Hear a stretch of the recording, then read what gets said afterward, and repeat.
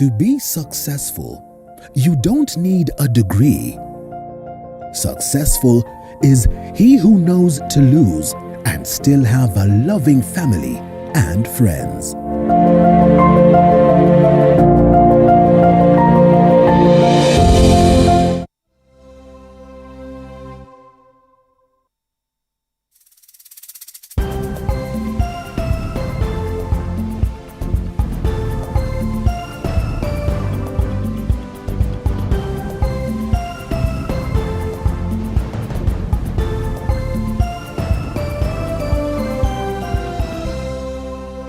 Welcome to Morning Cafe. My name is Linda Alela. I am glad to be here this beautiful morning, and I welcome you on board as I seek to also have you interact with us. Hashtag Morning Cafe at Linda_Alela TV47KE. Lots lined up for you this morning as we look at the fate of the BBI, and also later on, remember it's Tuesday, as promised earlier last week.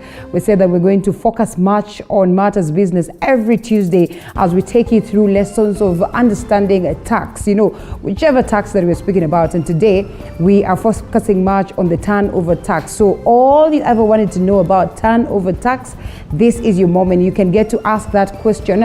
I'm going to speak about, of course, the articulated, or this is something that was articulated in the Finance Act. And it is a simplified form of taxation that caters for the informal sector. You probably do not have an idea of how this happens or how this is, done. You need not to worry, because we'll be having KCK every Tuesday. We call it Business with KCK, so that they can be teaching us all we ever wanted to know about tax. So make sure that you have your pen and paper ready as you await to hear what, of course, they have in store for you in regards to turnover tax. It's going to be an interesting session, so make sure that you keep it right here. But importantly, we'll be looking at what is happening in the world of news today. Mama Samia Hassan Suluhu, of course, the president of Tanzania, lands into the country. What does she bring? What will she take from us? Of course, is what we are looking forward to. Just how important is this visit coming from a time where, of course, we had Magufuli, and many had argued that there's been some bits of hiccups, or there's not been so much goodwill from Tanzania in terms of making sure that East African integration is something that is well elevated, and therefore this is instrumental, just barely a month after she visited Uganda. So make sure that you keep it right here. We just get to understand what does this mean for the East African nations, and of course we get to discuss that and expound some more, and so much so that is playing out in the world of news. Like I said, the hashtag is Morning Cafe at Linda_Alela TV47KE. We'll be sampling some of your comments as we proceed with the broadcast. My name is Linda Alela. As always, we look at the papers first. What do we have? The People Daily, briefly on the front page, members of parliament brace themselves for heated debate on BBI. We'll be looking at this alongside my guests this morning. To amend or not is the biggest question, was the question last week, and has been the question for quite a while right now, even as timelines continue to, being an issue, as many argue that, we probably do not have much time, if at all we have to go for a referendum, and therefore it is crucial that this is debated and decided upon so that we get to know what way forward. That is the $6 million question as the Senate and National Assembly reconvene. And another story right here, as captured on the People Daily, call to improve pay for journalists. World Press Freedom yesterday, there was that celebration, and very many people across the world came out to celebrate this particular day, acknowledging the importance and the role of journalists in the society, and what's important, the need to make sure that they are well paid, they are well strengthened to go out there in search for the stories on our behalf. Like we always say, the story could be as clear as it is, but sometimes those journalists will go an extra mile in understanding, the message within, and therefore it is important that they're indeed celebrated. And away from it, Ruaraka land baron loses about 10 billion deal, borrows antiques in the latest money game. The 72-year-old man or businessman was embroiled in a dispute over prime property of Ngong Road in Nairobi, on which the government is currently constructing an ultra-modern public sports complex. A story captured on page 6. A loss for him. You would love to know what exactly has played out in regards to this, and the court hereby finds that the arbitrator exceeded her jurisdiction by rewriting the contract. That's an interesting story also. I mean, it's still not clear as to what played out in the Roraka land, as lots of questions continue to linger. And away from it, in regards to matters politics, Uhuru men pour cold water on DP's plan. The bottom-up approach is one thing that has been, subject of debate. The leaders say Ruto should be the last person to be trusted to advance Mount Kenya's economic interest, and not just Mount Kenya's economic interest, because he says, is an interest of making sure that as a country we have done well. That comprehensive interview, alongside one of the key people that works with him, senior economist David D, with our very own Abubakar Abdullahi, is on our social media platforms. You can go there and get to hear what it is that the strategists of the same have to say in regards to this approach, and whether indeed we can focus on understanding and, most importantly, trusting that the DP and his team would be able to deliver that for the people of Kenya. We'll look at that as we proceed. Businessmen to lose PIN if they don't file returns, and like I said, it is Business Tuesday, and therefore we'll be having some of these questions as to what this would mean and how best one then should protect themselves from this. So Kenya Revenue Authority gives the taxpayers 30 days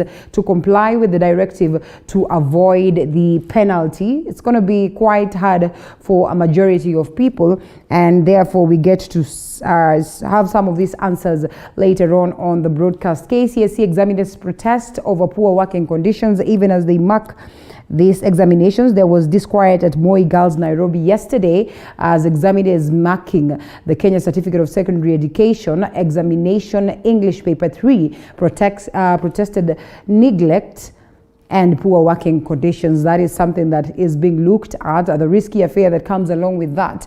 And of course, the examiners added that English paper 3 is so tasking to mark, and the government should be fair to teachers and consider the risks teachers have endured, not only at Moi Girls, but also in all marking centers. We hope that such is going to be addressed.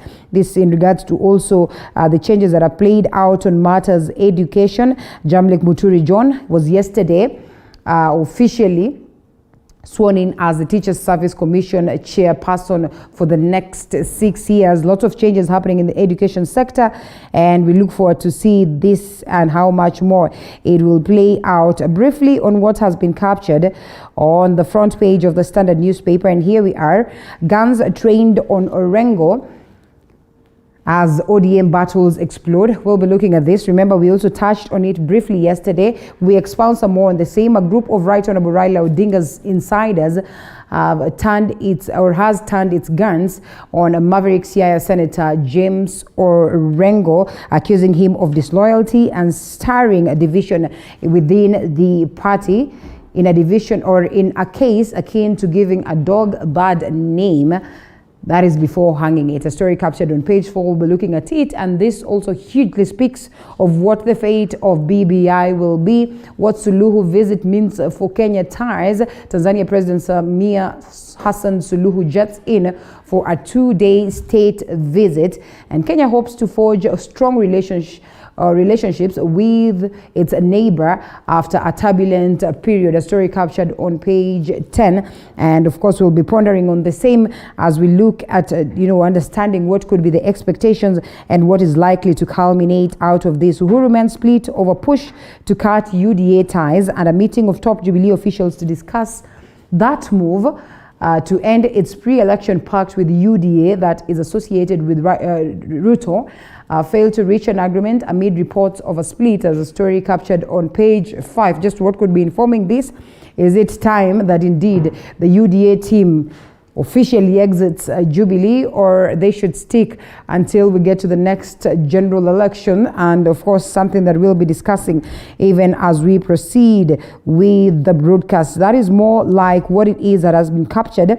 And this one, Saudi slavery reports, as of course how faceless agents make a killing from a well-connected network between Kenya and the Gulf, where desperate women seek jobs. That is the aspect of unemployment in the country that gets many of our girls wanting, to probably travel abroad in search for jobs. And of course, as the report has been yesterday and today, it looks like it's not all rosy, as captured on page 6 and 7, and therefore you'd love to get details of the same. It is important that you grab a copy of this, while some agents equally argue that it's not as bad. It's just 1 out of 100 cases, that probably could, appear or could turn out as negative, but it's not in all cases. Well, we can only wait to see. Congo declares end of Ebola. Sigh of relief, indeed, something worth celebrating. Latest outbreak that had infected about 12 people in North Kivu was contained using Max Ebola vaccine, which was given to 1,600 contacts and artists detained of a medical bill. Well, Marakwet gospel musician Millicent Jerotich, who was involved in a road accident, is unable to raise about 115,000 for her medical bill. A story captured on page 4. Well, we can only hope that such would be addressed, that people would come in handy, as we've always been, to make sure that at least we can as well help some of these individuals that are really, really, instrumental in getting us entertained in the country. And so there's so much, of course, that has been captured on the papers. We'll be looking at all that as we proceed with the broadcast. Like we say on the day's diary, we certainly expect the president of Tanzania, Mama Samia Hassan Suluhu, as she jets in, and so much that plays out. And also we do not forget that conversation on matters BBI in Parliament. On the roads, not looking so ugly this morning. And right here in Nairobi, the key roads that we are focusing on this morning: Mombasa Road, here we are, and let's see what Mombasa Road looks like as you get yourself into the city. All this is Mombasa Road. Somewhere around Imara Daima, there's so much traffic from Cabanas after getting to connect from Airport Road, somewhere around Embakasi there. As you come to Samia Business Park, you can tell that there's some tenets of traffic as evidently seen here, and it is quite heavy around Imara Daima because of the roadworks also that are ongoing somewhere around General Motors East Africa, and you can tell it's quite heavy. As you proceed on, then it ceases to be heavy and of course gets a bit moving and going. And of course, on this other side, as you proceed with Mombasa Road and looking, just trying to peep on this other end, Southern Bypass is looking all rosy. And as you proceed with Mombasa Road, you find that there's some tenets of traffic, but it is evidently moving. Nyayo National Stadium, there you go. And yes, there's some tenets of traffic as evidently seen right there. And on this other side, as you get to connect to a different road and you look at it, there's some tenants, it's actually all clear. That is Langata Road. Langata Road this morning is looking all good, as you can tell. And of course, yes, connecting also to these sides of the Southern Bypass, which I said earlier on, is pretty much of an ease this morning. But Gotv is also looking good on this side as you get to connect from, of course, Langata Road and proceeding all the way. Lusaka Road on this other bit is also not looking so bad. As I have said, Gotv is not looking ugly, connecting to Ngong Road, and Ngong Road this morning looking all rosy. If you're taking that direction, then it's pretty much of an ease. Same applies to the likes of Naivasha Road, Gitanga Road up here. As you headed to Kawangware, it's evidently not looking bad. Even as you connect to James Gishuru somewhere around the T junction, and James Gishuru is all rosy, dropping us somewhere around Waiyaki Way. There's some roadworks, as has been for the better part of this month, but it is not looking bad. Oh, actually, the better part of last month, because we're just getting into a new month, yeah. And here we are. It is all rosy this morning and connecting us to Waiyaki Way. Waiyaki Way does not look bad. Yes, there you go. It goes all the way down somewhere around Valley Road, and yes, again, connecting us to the city and this side of Ngong Road. That, of course, is not so bad this morning. And on the other end, as we connect back to Lusaka Road and to Jogoo Road, and you can tell that there's some tenets of traffic around Jogoo Road, somewhere here, Makadara. You'll find some tenets of traffic around, of course, here, but it is pretty much not bad. So it's moving all the way. You connect to the likes of Landis Road, where you get some tenets of traffic, but as well, it is much of an ease. And on this other side, Outer Ring Road, not looking as bad this morning as you come all the way to connect to the Airport Road. Outer Ring Road, tenets of traffic somewhere around Feather Estate, somewhere around Donholm, Outer Ring as you connect to Manyanja Road.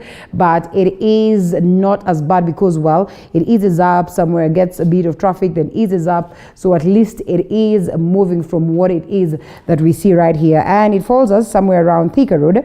And along Thika Road, well, this is Kasarani around Mwiki Road. Mwiki Road, in most cases, you'd find some tenets of traffic, but it does not look as ugly. And Kamiti Road on this other side is also not so bad. But this main one is Thika Road. Let's look at how Thika Road looks like. Down from Githurai and coming to this point, there's not much of traffic until you get somewhere around Muthaiga is where you get some heavy traffic there. But then again, it is evidently moving as you're trying to get yourself into the city. And so that's more like it. There's really no cause for alarm. Parklands, as you can tell, just by a glance, you know, Parklands Road is looking all rosy. All Westlands roads are not as bad. Pangani area, tenets of traffic, but it's not as ugly as you'd probably expect.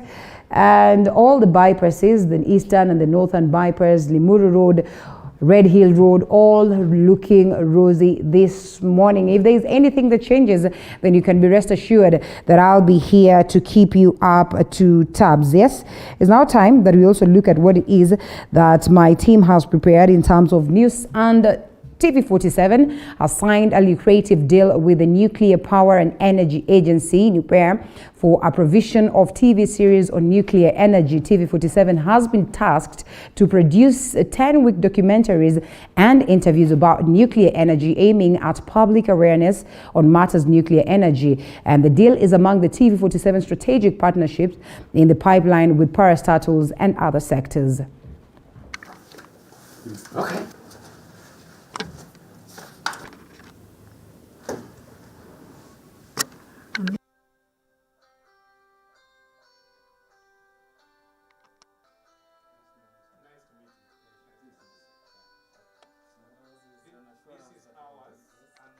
So that we improve on the perception of Kenyans about nuclear energy, because many do not know what nuclear energy is all about. Yeah, that's the punch. Good, and ours is a surety that we will deliver as per the expectations of NUPER. All right. Thank you. Thank you so much. Thank you. Well, congratulations to us as we seek to update you on such lines and much, much more. Now, on the 3rd of May every year, the world marks World Press Freedom Day to celebrate the milestones made in the profession. Several scribes met to celebrate the day, with police brutality and government censorship taking the day in the meetings. However, corruption among journalists has largely been condemned, as Musa Salah reports. Journalists across the country joined the world in marking World Press Freedom Day on Monday to celebrate the milestones achieved by the media. With information as a public good as this year's theme, journalists in Bungoma celebrated the day at Kandoi Children's Home, where they donated foodstuff. Home Administrator Alice Kimotho commended scribes for their role in the society, calling on the government to allow the press to inform, educate and entertain freely and independently. Nashukuru sana kwa kazi nzuri ambayo mnafanyanga kama watangazaji, mnatuletea habari, mnatuelimisha mambo mingi kuhusu maisha yetu, na pia tena mnatuentertain. Without you hatujui vile tungekuwa tunakaa. According to the 2019 World Press Freedom Index, Kenya was ranked position 100 out of 180, the freedom of the Kenyan press featuring in most of the events to mark the day. Sisi tunafanya kazi tu ya kumulika the society, yani jamii, na kuwapasha habari ambazo zinatendeka. Sisi hatuna ubaya wa mtu yoyote, na iwapo wewe umelengwa na ni ukweli, kubali yaishe. Usipange pengine tudhulumiwe kwa njia moja ama nyingine kama mauaji. Mimi ni mmoja wa wale manusura ya nyumba ya mateso inaitwa Nyayo House. Nilikuwako miaka ya 80s, 87. Nikashikwa na ndio unaona hata meno hakuna, hii libaki huko, na ninaenda na mkongojo, na si ati ni uzee. Hii ni kunyanyaswa, kudhulumiwa, kufanywa unyama, sababu serikali ya siku zile haikuwa inataka ukweli. Ilikuwa inataka ikisema hakuna njaa, unaripoti hakuna njaa. However, journalists received their fair share of criticism for their involvement in corruption that mostly clouds their objectivity in pursuit of news stories. National Assembly Speaker Justin Muturi has, however, cited the low pay given to journalists as the root cause, further asking media owners to consider revising the salaries of their employees. Wanahabari walikuwa na standi na principles zao ya kwamba ni lazima wa-educate, wasomeshe na entertain. Hiyo mambo ile the very principles ya utangazaji ni lazima kila wakati iwe hapo. Kama wewe hujapitia Kenya Institute of Mass Communication, kwa sababu siku zile ndio hiyo pekee ndio ilikuwa inatrain wanahabari, ungepata hiyo press card. Lakini sasa mtu kama mimi sasa niseme nimeanza media house yangu, utaona ninapeleka list kwa media council ati watu wangu ndio hawa, na hata wapigwe darubini na media council ndio ione kweli kama wanatosha. So shida iko hapo. For this conversation to make sense, today is my day to ask the media owners in this country to pay our children, their reporters and news crew very well. They deserve it. These people go to every length to get us the story. Musa Salah, TV 47. Well, thanks, Musa, for that. Now, the Judicial Service Commission started interviews in search for a judge for the Supreme Court, with Justice Said Chitembwe and Marete Njagi facing the panel. And the two were hard-pressed to explain why they feel fit to serve at the Apex Court. Thank you, sir. On the first day of the interviews for the Supreme Court, Judge Chitembwe and Justice Marete Njagi appeared before the Judicial Service Commission panel. Justice Chitembwe, who was among the 10 candidates interviewed for the position of Chief Justice, was hard-pressed to explain how he will deal with the presidential election petition if it arises after the next year's polls. Whenever somebody comes and say the voters were turned away in these polling stations, you look at the number of registered voters in that polling station and how many voted. So the physical as represented by the relevant form for the presidency from 34 something. So this judge looked at each and every contested form and said, look, this one you are saying it was not signed, but the physical form was brought to us. Second to face the panel was Justice Marete Njagi, who was also not successful in securing the CJ position following the nomination of Justice Marda Koome. Marete, who comes from Tharaka Nithi, however, says if the regional balance aspect will be applied in the selection of the judge, then he might be unlucky. Let us sharply rise up and think out of this, because it is not real. Such that good enough, you have my sister as the Chief Justice of the Republic of Kenya, and on the other edge.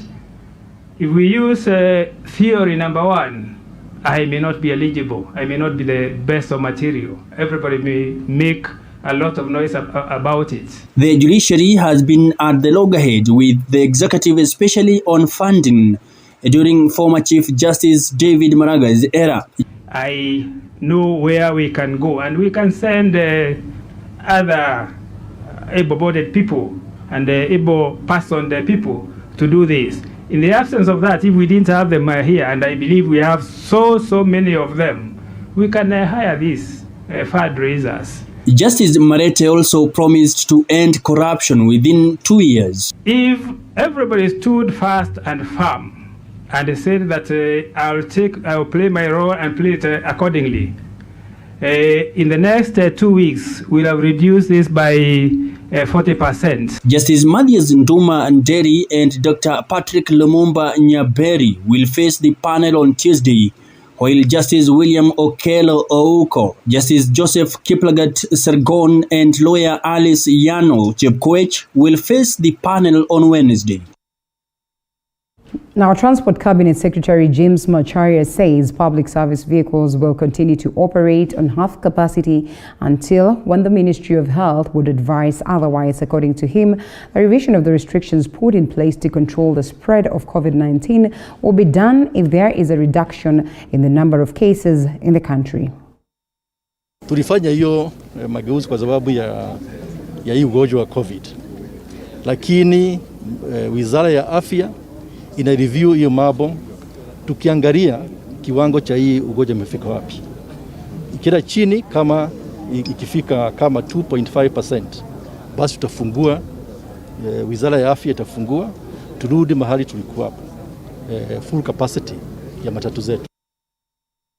Now, Tanzania's President Samia Suluhu Hassan is expected to arrive in the country for a 2-day state visit. Now, the Tanzanian president will be received by President Uhuru Kenyatta, of course, amid these plans of a bilateral state talk where they are expected to hold talks ranging from regional integration. Samia will also address the Kenyan parliament before addressing a business summit of Kenyan and Tanzanian investors, as Mwangi Maina tells us.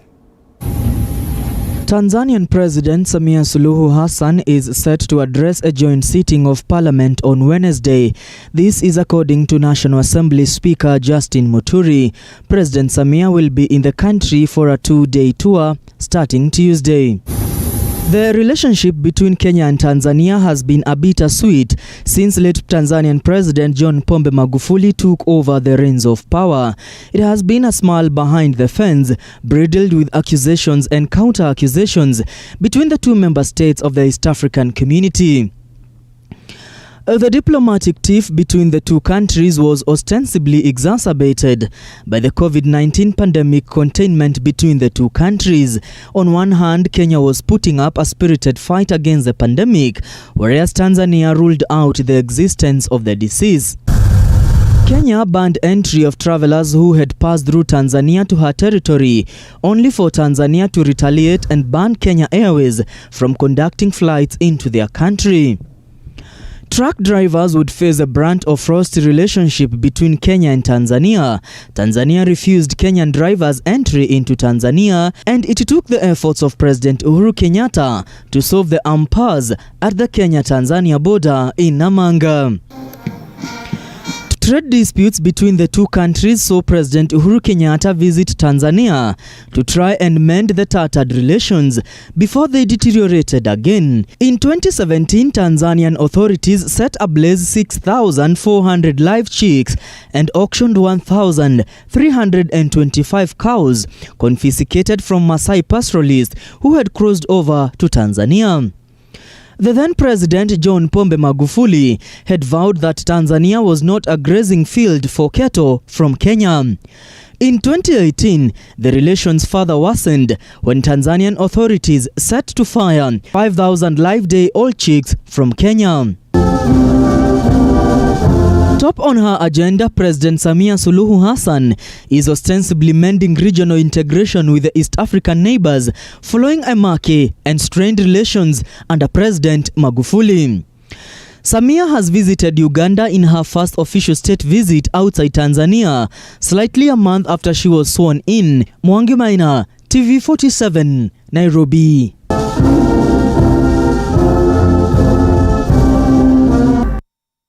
We definitely follow up on that. You can trust us to give you all the updates as expected. Now, back into the country, or well, we still were in the country, but then again, we're expecting a visitor.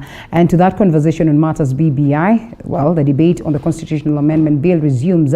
And of course, before the National Assembly today, the Orange Democratic Party has put its house in order following days of disquiet among members over the bill. Now, ODM now claims all its members will unanimously pass the bill, as Grace Josephine tells us. BBI proponents say Tuesday's sitting will be a Super Tuesday, expressing confidence that the bill will sail through. However, for the past 1 week, there has been a difference in opinion among members of the Orange Democratic Party in regard to the Constitutional Amendment Bill 2020. In a sound rejoinder, the party has assured its supporters and the general public that its members are only differing on the constitutional review since it is a sensitive matter. Professors of law like John Buddy is saying it's not true, but that is okay because that is your view. I am talking about the law. John Buddy, you've not stepped in law school, so just allow me. Parliament will either pass or reject. Is it in vain? Ask yourself. in terms of the issues that were brought before the House. We must answer those questions. Where we have identified pitfalls, we have suggested how you overcome them. The press statement reads in part, our legislators are only differing on substance but have a common agreement that they will pass the bill on the voting day.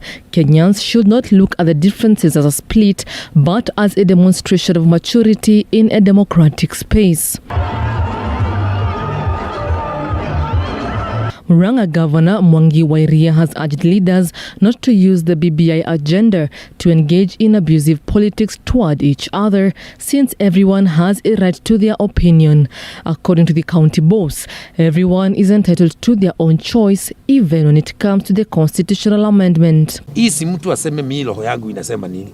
Hiyo taratibu ikifuatwa, ile matokeo ambayo itatokea pale mwisho ndio itakuwa katiba, mageuzi ya katiba katika Jamhuri ya Kenya. Si mambo ya huyu kuongea vibaya kwa huyu. Na hii kitu ikipelekwa kwa mwananchi, kama huitaki, wewe unasema no. Kama unaitaka, unasema yes. Alafu hizo kula zote zinahesabiwa. Hapo hakuna mvutano. The tentative timelines for the referendum drive by President Uhuru Kenyatta and ODM leader Raila Odinga through the Constitutional Amendment Bill 2020, currently before Parliament, resumes deliberations tomorrow. If approved by Parliament, it will go for presidential assent and later be submitted to the Independent Electoral and Boundaries Commission, or IEBC, which will frame the referendum question and set dates for the vote. Grace Josephine, TV47. And we have Ahmed Hashi this morning, a governance and policy expert and also political aspirant. He'll be telling us where he seeks to vie, and he takes us through the newspapers, and also later on we delve into the conversation as we also await for the former Member of Parliament, Kip Kelyon, that is Magerer Langat. He should be here any moment from now. Good to have you, sir. Well, thank you. Magerer is not from Nairobi like I am. I know. So we'd want to assume that he's shortcuts to come to your place. Good morning to you. Good morning to you. So we at least forgive him for that. For stepping in late. Yeah, he'll be here any minute from now. That's true. All right, so I want us to look at the paper briefly as we await for him.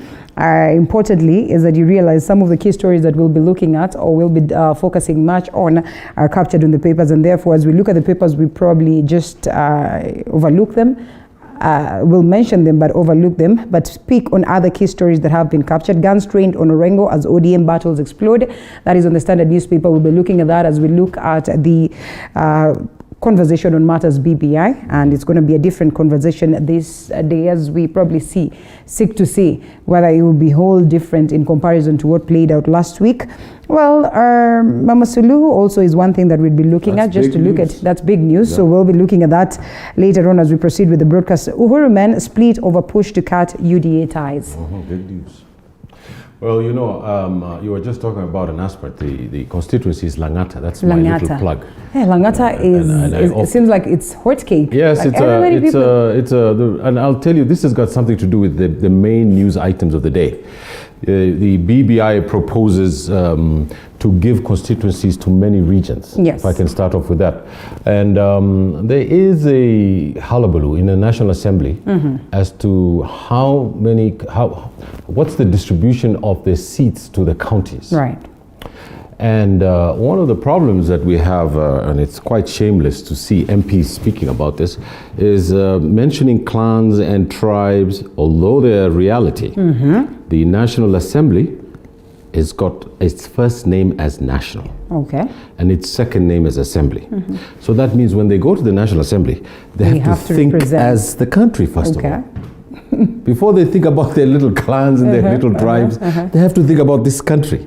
So the Electoral Commission is finally going to have a say. Right. Citizens are going to go in front of the Electoral Commission and they're going to say, we in Murang'a feel we should get 50 seats. Yeah.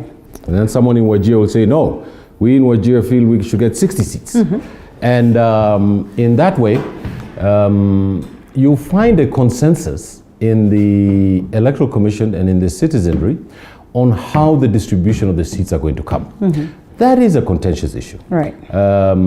It's important to get seats to where there is weight in numbers. Okay. And there are also arguments in places where there's no concentration of numbers.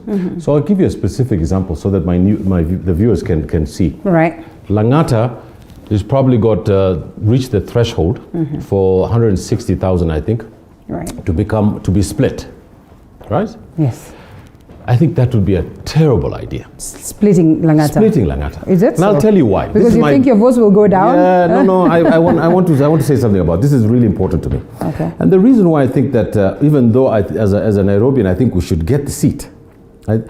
When you split it and then you give me a constituency in South Sea and Mugoya, and there's only Somalis, in what way are you helping this country? Okay. But when you have a constituency in Nairobi that has got warriors, has got other ethnic groups. It's more of cosmopolitan. And it's more cosmopolitan. Right. And it's much more robust, and it's much better to be an MP of different types of people. Okay. So if I just want to be an MP for warriors in South Sea, that's not a job. I might as well go and sell my camels in the desert. So I think that some of the things we're not thinking about. Let me welcome a man whom I welcomed to ODM. Yes, just welcome him. I don't know, his short is not here, but yes, we have him. Chamuge will tell us why he's late.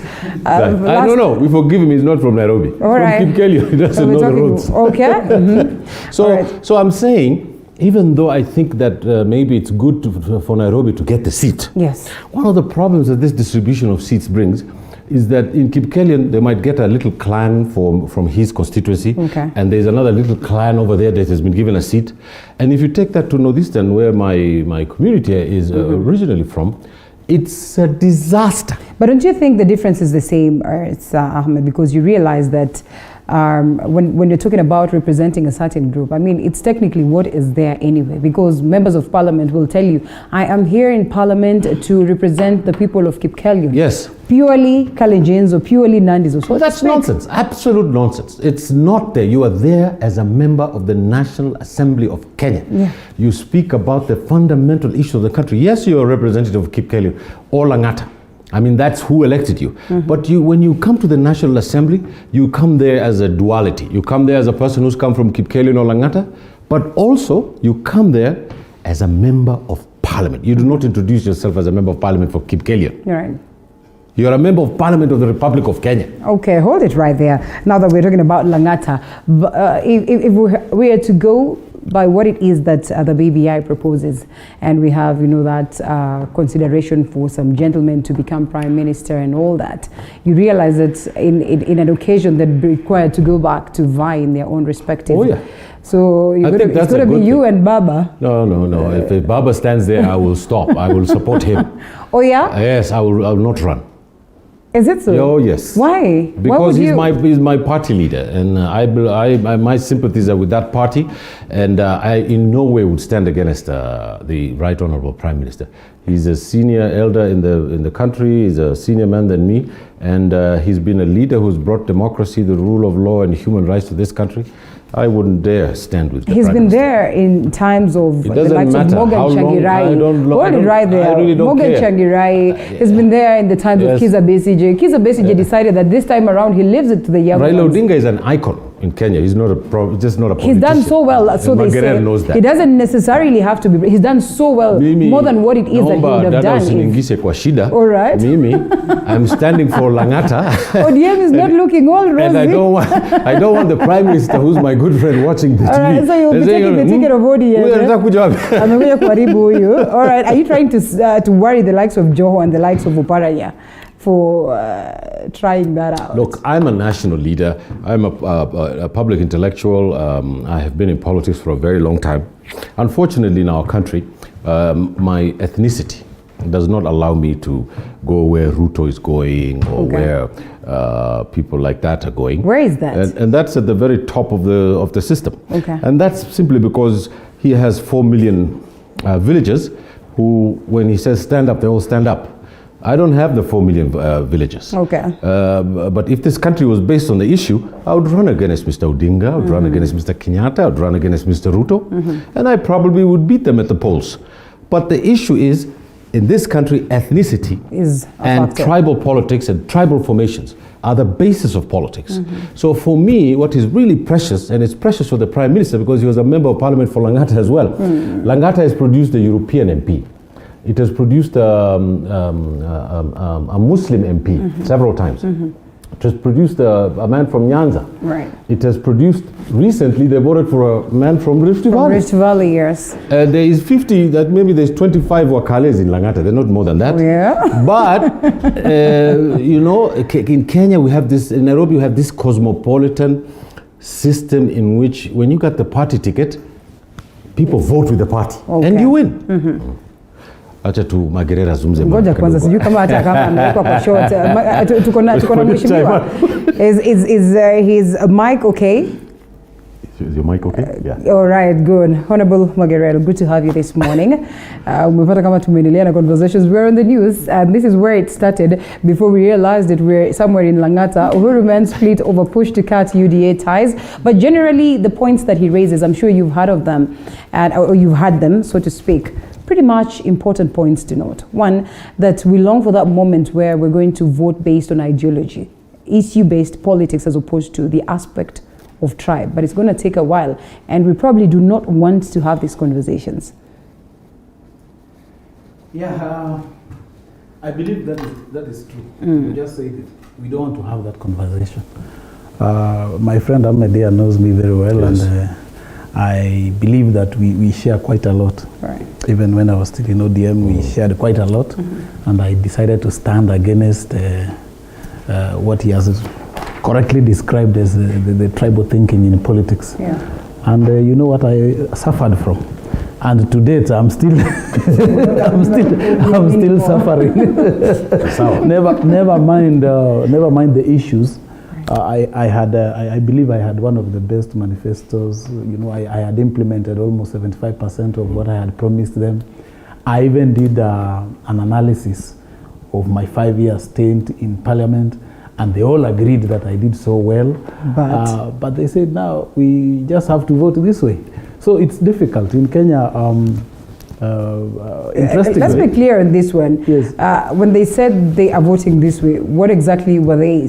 I mean, they are looking at, if the tribal leader, I would allow me to use that word, right, or the community leader for that matter, but in most cases it's the tribal leader. And the party has a direction. No, it's not the party. Okay. The strength of a few political parties in Kenya are really based on ideology. Okay. Very few. Very few. Quite a number of them are just they're just parties under a certain leadership. For example, where I come from, if the leader in that area today decides we are changing route this way, it's just the way you command a military parade, and they will turn. And even the intellectuals, even the middle class people, even everyone, they will just turn, because everyone has that fear that if I stand against, because on the basis of principle, then I lose. No one wants to lose. You learned your lesson, Mheshimiwa, I'd want to believe, because you speak of when it is that you were in ODM, probably a polite way of telling us that I am no longer an ODM member. And therefore, is that a polite way? Yes, you know, of equally telling us, that, you know, because you want to vie again, this time around, you might decide to go in that direction that has no principles, simply because this region dictates that you do that. Let me say it, I'm not apologetic really. Of course, you know the circumstances that led to my leaving ODM. Yeah. I really didn't want, I was the CEO of that party, and I thought I was doing very well until the tribal issue also came up, because I was accused of selling the party to another tribe. Basically the tribe that I come from, and really... Were you? I wasn't. All right. It was, in fact, I was so shocked because I had not spoken to the gentleman for like 3 years. Okay. Yeah, you could even trace my telephone conversation, never, or even met for over 3 years at that time. But you know, it is easy. It's easy to link. Yeah. You know, when you say this man is from maybe the Kalenjin community, right, and the other one is from Kalenjin, and you know they are talking. I mean, I believe that is my friend here is lucky, because despite the fact that you are saying your villagers are few, you are not viewed. I mean, if you decide to support whichever the area, and I normally like the the Cushites in terms of their political stance. Right. Even if you look at the current formation, a number of them were with NASA, and a similar number over the other side. were also on the other side. So basically, and I like the way they argue their things. I was when I was still in ODM active, I had an opportunity. These people are interesting. They sit, they meet, they agree, and they say this is 1, 2, 3 things. The candidate who is going to offer us what we want is the person we are going to support. And that's how they get away with it. Okay. But you see now, when you come to communities like ours, you don't have that luxury of even negotiating. All right. I believe that you asked me whether I'm politely telling you that I left. I left ODM. No, politely. In 2016, I ran for senatorial by-election in Kericho. Yeah. And I didn't lose. What happened?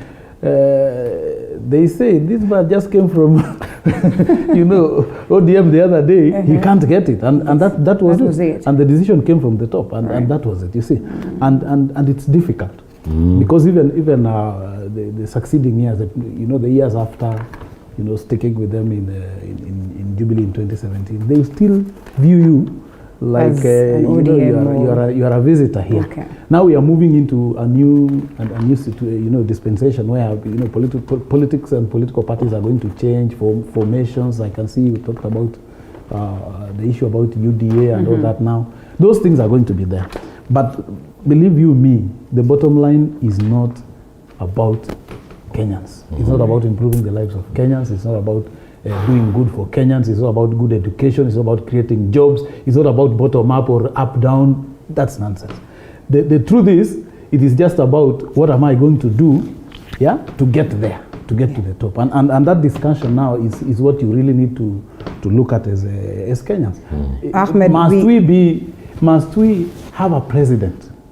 Must we have a president for us to be comfortable? If you say, for some people like my community, they have been lucky, they have had once. Other communities also have had more than once. But what about the other 43 or so tribes in Kenya who have not had? Have they suffered really? Have they? What is the thing that these people would say, no, unless we become the president? Let's allow Ahmed come in, and I don't want to put you in trouble. Now I understand where you come from, and when you argue that way, and therefore I will stick to what it is. You see, we have a party discipline in our political party. This doesn't seem like it. The newspaper doesn't suggest The Honorable Junet from Migori called it cows. I want to strongly disagree with him on that issue, because I think that I'm from a fierce race of Republicans. And I don't consider myself a cow. I support Mr. Odinga because Mr. Odinga has paid dearly with his life. Yeah. This man was in jail for 9 years in a solitary confinement. He's been a mover and shaker in the political economy of Kenya. It's true that he's getting old. However, Abdoulaye Wade of Senegal became president at the age of his late 70s and served 2 terms. I think that it's my personal view, we should give Mr. Odinga a chance to lead this country. It's just my view. And I want to speak about these issues of the communities. You see, in the constitution of this BBI that we want to put in, there's a word that starts at the very beginning. There's something called ethos.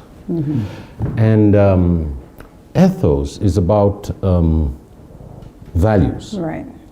But the opposite of ethos is pathos.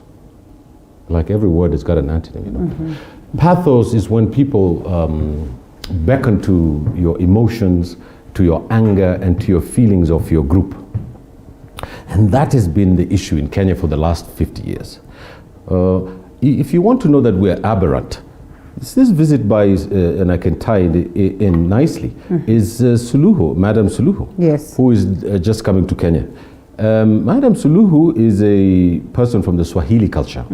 She's from Zanzibar. Right. She's a woman, and she's a Muslim to boot. And she's the president of the union. Yes. That was brought in by someone called Julius Kabarega Nyerere. Because what he decided to do was build the software of the country. While we in Kenya decided to do the hardware, the police, the military, the judiciary, speak English, which is not our language. We should be speaking Swahili. We should not be speaking English. We should be speaking Swahili as a language, because this is spoken in Manchester and in Liverpool. So the thing that I'm trying to put a bow across the ship is that if you cross Tanzania and you say, we kabila gani? They will say, umetoka Kenya.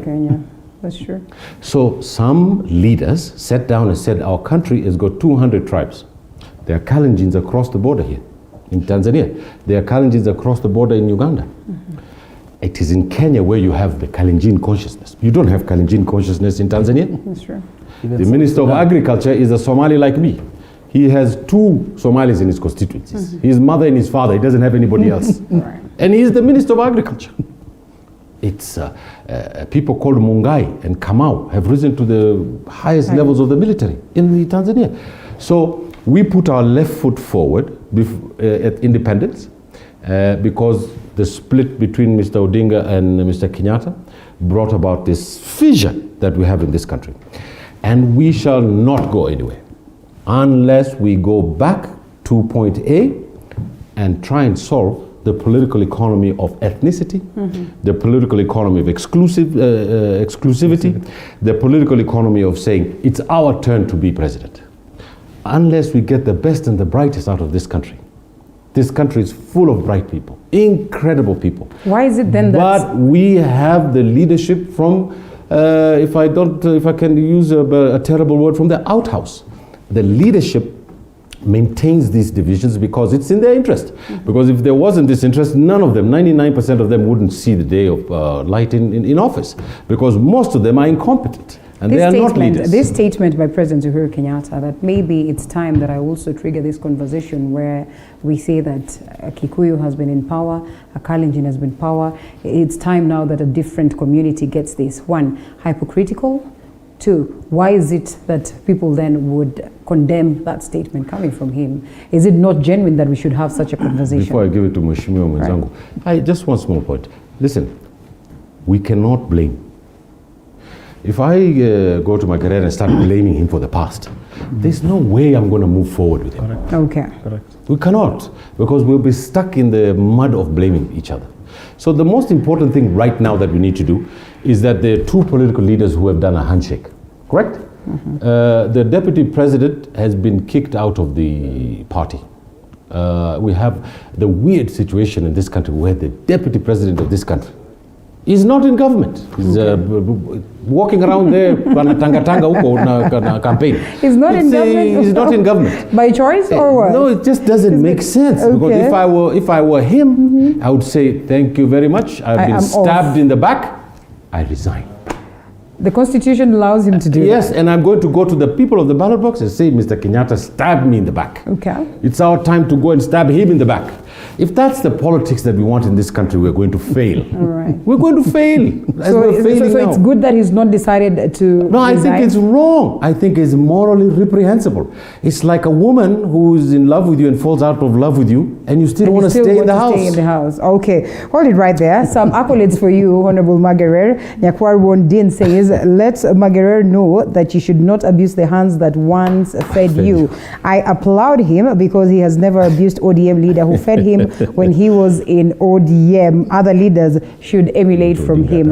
Well, as we close on this aspect of tribe, and then we take a quick break, and I mean, is it time then that UDA find its way out? And yes, when you see this news, that a meeting of top Jubilee officials to discuss a move to end its pre-election pact with UDA that is associated with Ruto failed to reach an agreement amid reports of a split. Oh my goodness. What I can say is that I have the advantage of having been in the center of a big political party, and I must say here that ODM is much more organized than a political party. Okay. If you look at the structure, until just just a while ago, but ODM, if you compare it with other parties like CCM. We used to compare like the one in South Africa. ANC. They have structures, they have all the way to the grassroots in terms of organization. And that's what we require in a political party. If you look at their blueprint, there are things that they talk about, and there are things that they believe in, and there are things that they cannot compromise. But you see, in most other political parties are just briefcase parties. You know, I'm curious, Mheshimiwa, and maybe this is a question we'll answer after this break, also as you continue to probably expound some more on that.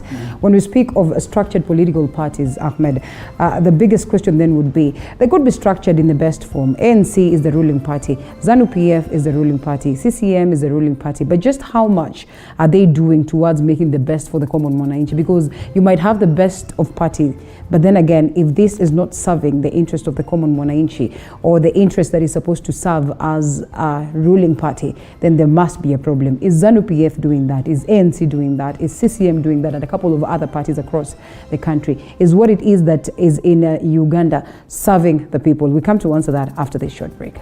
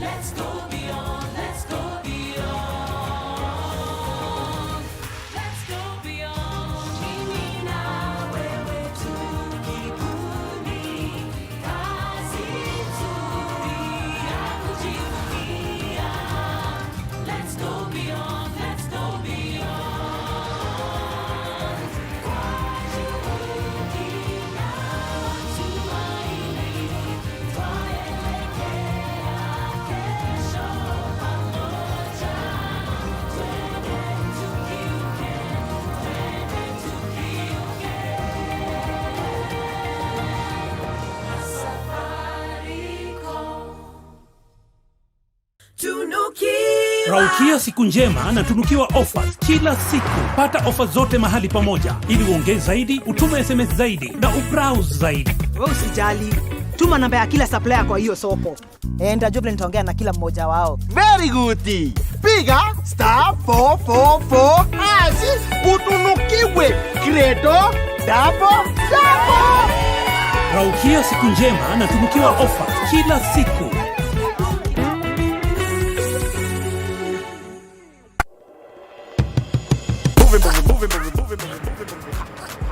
Oh, hi. It's not what you're thinking. It's a cup of coffee.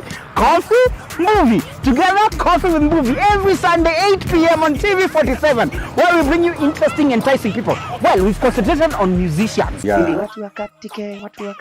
Yeah. Producers. So now I manage, because telemanagement and events management, I think was my passion. Right about now, we want to go beyond to the counties and to other countries. I'll see you. Let the sun stand still like Joshua time for 3 hours, but this time for only 1 hour. We bring you Coffee with Movie. Interesting, enticing guests. I'll see you. Tunaanza tuna Mombasa, Kisumu, Nakuru, twende Uganda, Magufuli Land, TZ, you never know. It is Coffee with Movie. Jua unaweza enda sasa. Okay.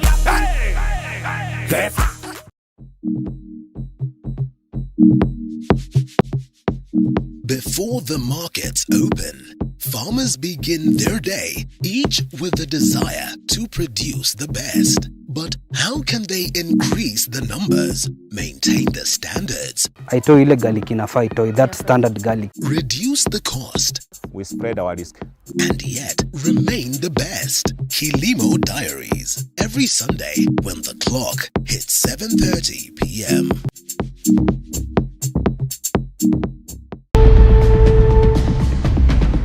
The story continues to unfold.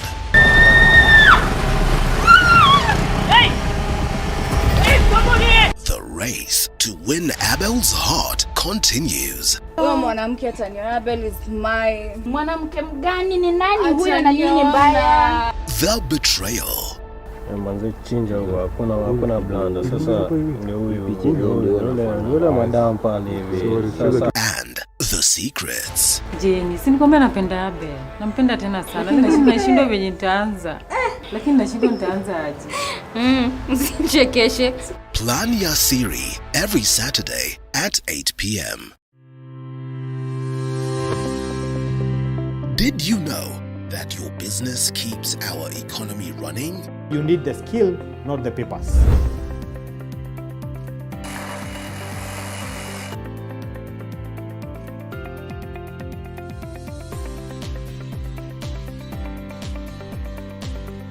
always tell yourselves, one day at a time. You can't do everything under one roof. Over time, I've had to realize that good things take time. The Grind, every Monday at 7:30 p.m. As the country gears up for possible BBI referendum and 2022 general elections. As the salvos enter too familiar territory, William Ruto will serve his 5-year term as the deputy president. Pundits Night is here to give you powerful, thought-provoking political commentaries. The mountain can produce a country. Give Moses Kuria a chance to respond. Let me ask you this. Are you not taking advantage of first my situation? You talk about the people with the ultimate power. Kikuus will vote for somebody from outside their community to be the next president of this country. We talk to the newsmakers, the opinion shapers, and the pundits. Fair enough. I believe as we dissect everything you need to know to make an informed decision.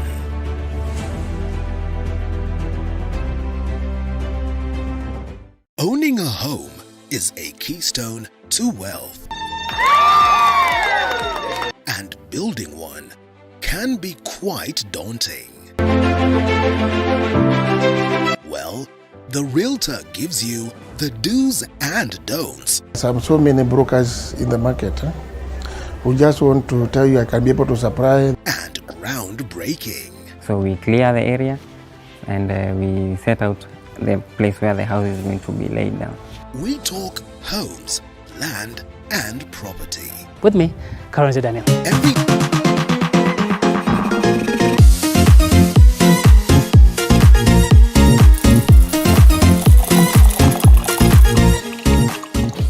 And welcome back to the broadcast. We're still having this conversation. Well, it's actually not a conversation because we are on the papers, and then we delve deep into focusing on the aspect of BBI and also the coming of Samia Suluhu Hassan in the country on a 2 days state visit. And we have Ahmed Hashi, governance and policy expert, Magire Langat, former member of parliament, Kipkelion. Mheshimiwa, I cut you short, that is before we went for break, in regards to the parties, even as you tell us why is it that you think the Tanga side is not exiting the stage, just as explained, you know, like say over and done, the kitchen is too hot, we cannot manage, and it's evident, it's in black and white that things are not rosy for them, and therefore, you know, Kenyans might not really question much if they decide to take that direction. And so on the parties, numerous parties that we speak of, KANU is amongst actually the oldest. But what has it done for the people?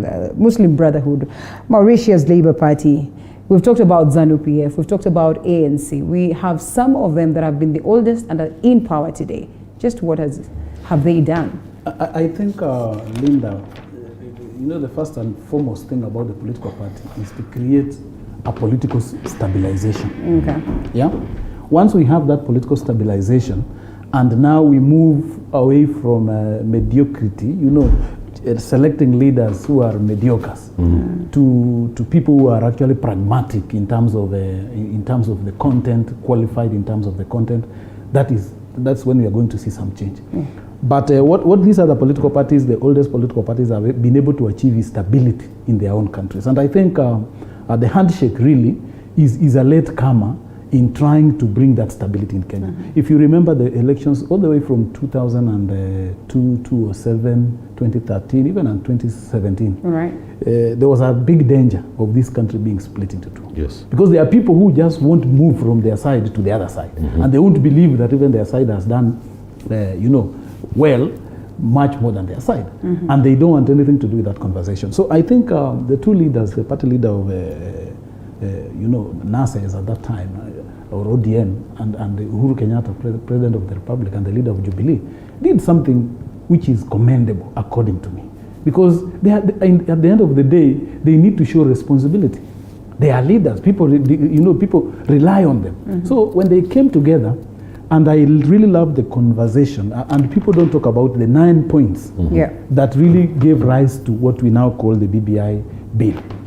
You know, people just want to talk about things which came the other day, you know, like I've had many people saying it's not the time, it's not the time to implement this, it's not the time to do that, COVID is here. But you see, handshake came in much earlier than COVID, and we don't know what's going to come tomorrow. Something else even more serious than COVID could come. Yes. You get the point? So I'm trying to say, stable political parties will create a stable political situation in a country now to be able to create that opportunity for leadership that can be able to transform the country. So without stability, you cannot talk about transformation in a country. So for me, if political parties which were earlier on agreeing, and let me tell you, I'm a member of Jubilee, for your information. This party called UDA had another name before. And there must be some agreements that they signed. I've never seen what they signed. I don't even know who the owners of that party are. You get the point? Because the people who are talking about that party are the people who I know, they are my members in Jubilee. So I haven't really seen the real UDA people come out to now say that we want to disagree with Jubilee. But there are some people within Jubilee now who are saying we better move to that UDA. And you see, we don't know. Maybe even they won't agree. Maybe something else will crop up. And my feeling is Jubilee should not be splitting hairs about letting it go or not to go. You see, a political party will move, pending the agreements that they signed with this other political party. So if the mother party is disinterested, they have a right. I mean, under the Political Parties Act, you can terminate. There are terms for terminating any agreements. Yeah. All right. And coming to you, Ahmed, and for a moment, please do not assume that we got a different face here. It is Ahmed still. We just lost the court because of the heat. Yeah, we need to make that clear, right? So that they don't think sensitive to the heat. That is allowed. And I don't know whether you want to add some more. I want to say two things. Yes. You remember, our kids when they go to kindergarten or nursery schools, they sing this song, "Itsy Bitsy Spider went up the water." So political parties in Kenya are like that. The spider goes up the water pipe, and then the water comes down and washes them out. And it is an existential question for us in developing country, or in Africa in particular. Which way forward? How do we build a community of ideas?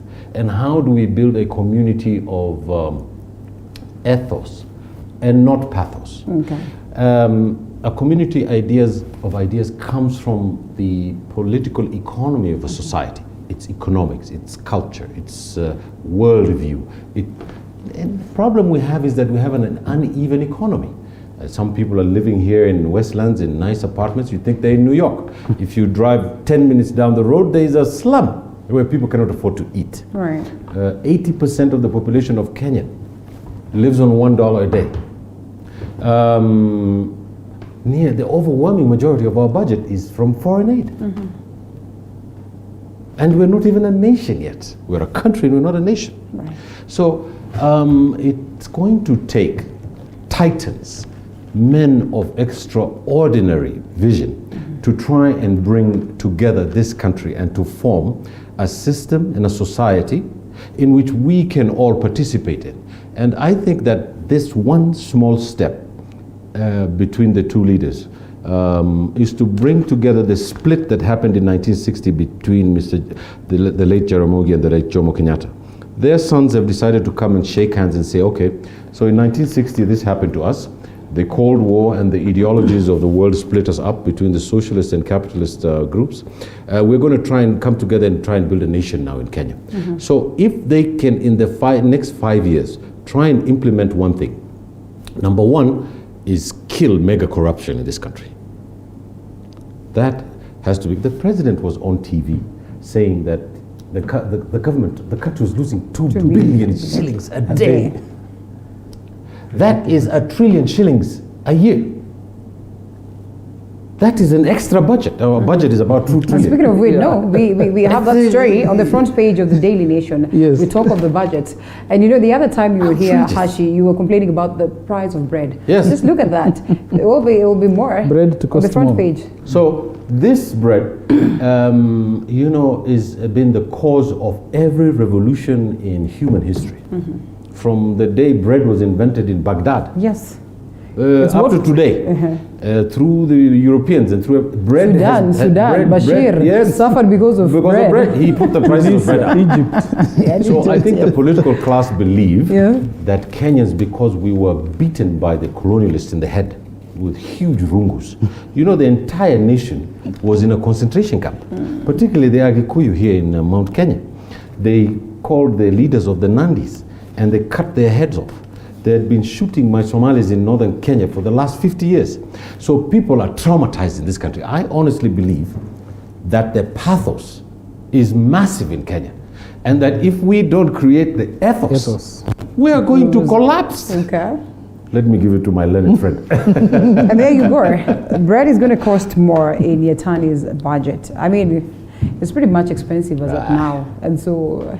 It's really, according to me, I think probably the people who are developing this budget are fixated on taxation. They do not have other means where they could generate any further income in terms of developing the economy. So theirs is just, okay, how much are we short of? Can you increase this tax? If I were to advise this government in terms of economic development, my first thing would be cut the taxes. Okay. Because it is strangling the Kenyan economy, it's strangling business. And you can see if people cannot venture into business, if people cannot borrow to invest, then we are not creating any wealth. If we are not creating any wealth, we are depleting the already created wealth. That means then if we don't work hard, it's going to be difficult for us to find that way. And that's why the bread must cost a little bit more, so that we try and bridge that particular gap. So in my opinion, my good friend, Minister Ukuri Yatani, and his people at the Treasury should be a little bit more creative in trying to understand the struggles that Kenyans go through. They need to understand the role that the government needs to play in terms of enabling environment to create a fairer environment for people to thrive in business, so that we could have more income. You know, if you tax less and avail more money for investment, and create a very good environment for investments, then people would generate wealth. You know, today we're having a conversation on tax, on turnover tax. This one is for the small businesses around and everything. And you know how they entice you into paying this tax. They tell you how, it's only 3%, it's only 1%, and they do not understand how heavy it is to get the monies to the level that they get anyway. And how then can we even blame these individuals who go to different countries for greener pastures, in search for greener pastures? The first legislation I'm going to introduce, God willing, if I'm elected to the National Assembly, is ban the export of our girls to the Middle East. Right. I think it is a form of charlatanism that is unprecedented, because these women are abused, they are treated like dirt, and nobody does anything about it. And that culture is prevalent, my dear, in this country, where there is this cynicism, where everybody believes that all you have to do is get your piece of the cake and forget about everybody else. Right. But really, society does not work like that. And sooner or later, the chickens are going to come home to roost. And what we need is leadership. We need leadership. We need leadership in this country like we've never needed leadership before. I'll give you an example about this business and tax that my Mheshimiwa Mwenzangu here was speaking about. The two largest trading partners we have are Uganda and Tanzania. They're not Great Britain and Germany. We do not want to trade with Great Britain and Germany. Right. Yes, because they're trading with Luxembourg and Belgium. What we want to trade with is South Sudan, we want to trade with Ethiopia, we want to trade with our region here. And what we need to find is the undiscovered country called East Africa. Right. My community, the Somali community, are across the border, here in Somalia. And they're over on this side. There is no ethnic group in this country whose community does not live on the borders. It's true. The Luos have them in southern Sudan, the Kalenjins are in South Sudan, they're in Ethiopia, they're in Uganda, the Bukusus and all the Luyas are in Uganda. There's one people. These artificial borders have been created precisely for us not to trade with each other, so that we wallow in our poverty and then they can come here with their aid and then tell us we have a structural adjustment program, close the schools and close the clinics and close the hospitals. You know what one person said? The white man has put a knife on the things that held us together. Yes. Then we ask ourselves, should we stay there and continue blaming the white man? No, I'm an Afro-optimist. And I believe that unless that we get an African-centered leadership that opens up this economy where we have free movement of people, free movement of goods and services, free movement of labor, I should be able to drive to Addis Ababa with my driver's license. And my identity card is my skin. This is my identity card. I am an African. Why I should be asked for any kind of paper is outrageous. We should have one passport from the African Union. When we go and apply, we should have the East African passport, where there's four nations in this Africa: West, North, South, East, and Central. There's 5. And all those regions have to come together and start trading. And you will be amazed at the gross domestic product and the gross national product will be thousands of percents up. We just have to think. We have to think. We have to stop going to the colonial office. We'll put 2 books, one on the soldiers and the policemen, and the other one on how to pay the civil servants. That is not the future. We're in the 21st century. Our children are marching in the world saying Black Lives Matter. We are talking about Kikuyu lives matter, and Kalenjin lives matter, and Somali lives matter. What the hell's going on? Can we stop looking at the masters when we really and highly depend on aid? Just to echo what he said, for the people of Eastern Africa to be able to know, I think the population as of now stands almost at 200 million. Yes. Within the region, the EAC region. And, this is, of course, coinciding with the visit by Her Excellency Samia Suluhu, which to me, I must declare here, I'm a biggest supporter of the East African community. Yeah. And even when I was in the government at the Ministry of Energy, I headed, the ministerial whatever for energy and all that. And therefore, what we've just spoken about, the common market, free movement of people, that kind of thing is what we require to be able to create that mass so that we can generate wealth. We have enough wealth. Yeah. In fact, if you look at the energy provision, we don't need to go. Recently, Uganda and Kenya and even Tanzania have discovered oil. We have LPG gas. We have enough electricity in terms of the hydrogeneration. And very recently, the GDC, the geothermal generation. So if we can be able to think a little bit and have leaders who are committed to really, improving the lives of our people, then we can be able to survive. Okay. This idea of every time rushing to, those bodies which they keep giving us. IMF and World Bank. Giving us loans, and they are called conditional grants. They tell you, we are giving you this loan. There for long, we are giving you this money to go and do something that is actually not in our interest. You see, the people who've been there for long, I had a conversation with Honorable Musalia Mudavadi, and he says we are better off with IMF on our side. We have tried to run away from them, or they locked us at some point, and it wasn't all rosy, really. If you look at the President Kibaki second government, which they ran with Raila Odinga, I keep saying that government was the best format that we could have. If you look at what they did, how much money did they borrow? Everybody had money.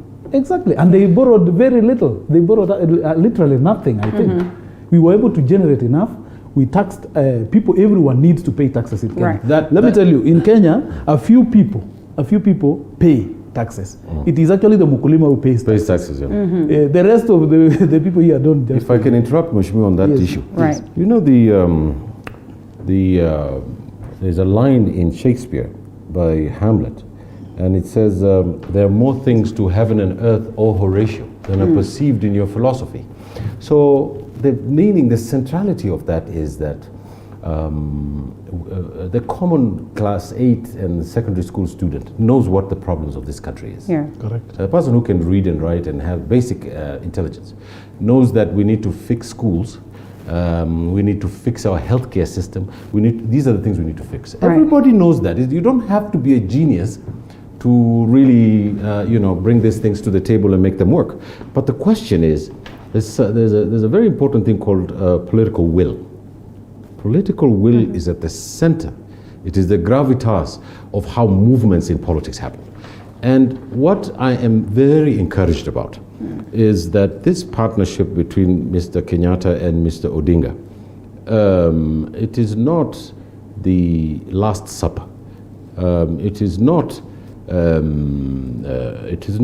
something that we say is going to transform everything. Right. But it builds a bridge across to the next generation to try and pick up the baton and say, we have been going in the wrong direction. Let us come back to the road of the right direction.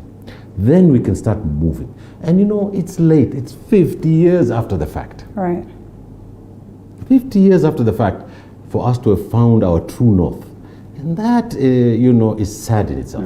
But there is nothing we can do about that now because you can't cry over the spilt milk. If this thing works between Mr. Odinga and Mr. Kenyatta, and I can guarantee you that the political amalgamation is going to be a mammoth political party that's going to sweep this country. I'd be shocked if there's any opposition in this country. I'd be shocked. Hold it right there. We're coming to that. Yes, we're coming to the BBI, but not before we, exhaust so much so on the aspect of the East African integration, the coming of Mama Samia Suluhu Hassan. Subject, yeah. How important is it? It's important because, first of all, she's a woman. And we in Africa do not give women positions of power.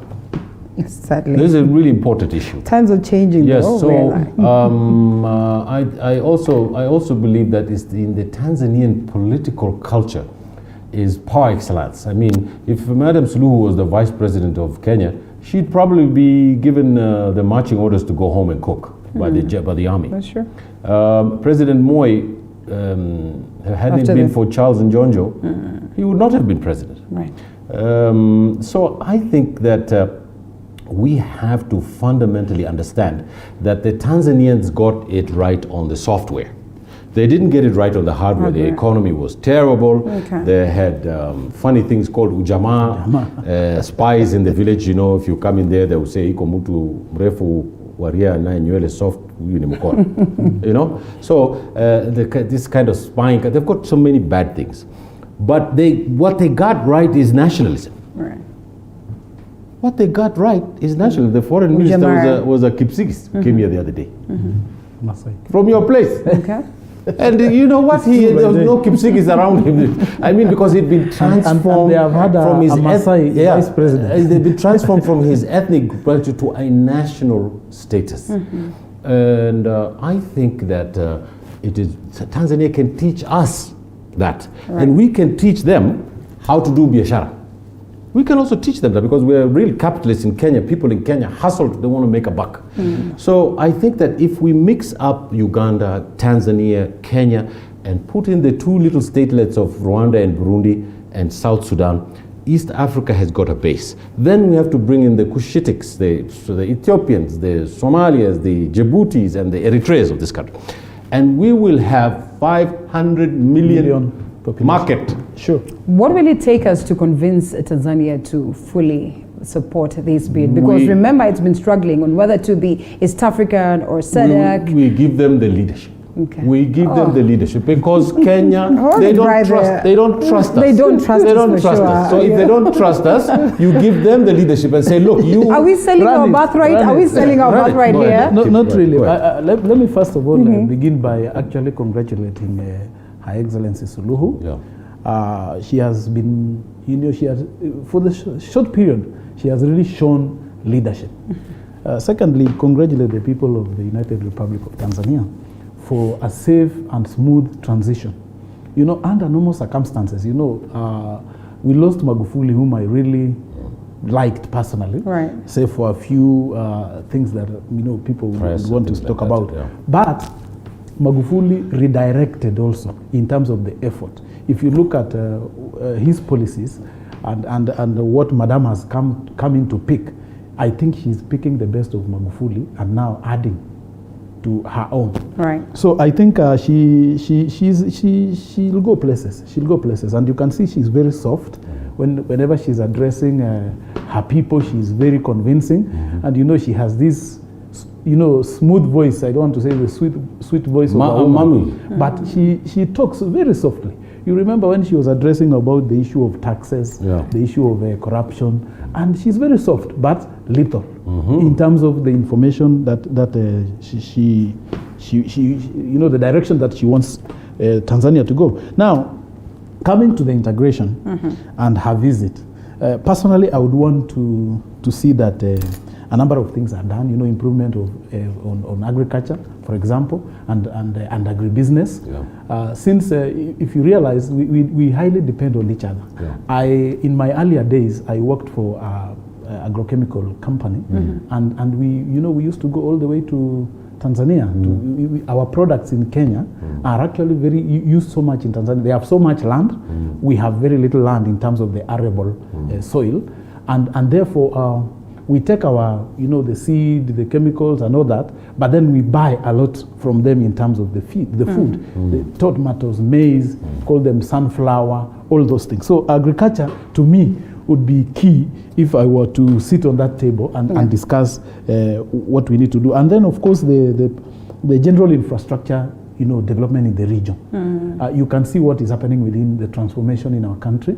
We need a situation whereby, my friend Hersi is saying, if we can have the 6 or 7 countries coming together, then we want to see them networked in terms of the road, the rail, and even air, and in some cases the water transport. As you know, we share a lot in terms of the Lake Victoria. So that transport thing is a big deal. Is a big deal for me. Consolidation of the customs territory, so that if I am here and I pay whatever I need to pay, I should not be paying in all those other points. And absolutely. So that's why we talk about the free movement of goods. One-stop payment. Right. One-stop. Yeah. The other issue I would talk about is the promotion of regional peace and good governance. Because, like he says, give them the leadership. Hold it right there. We're going to come on that note. I will not allow that to slide just like that. Yes.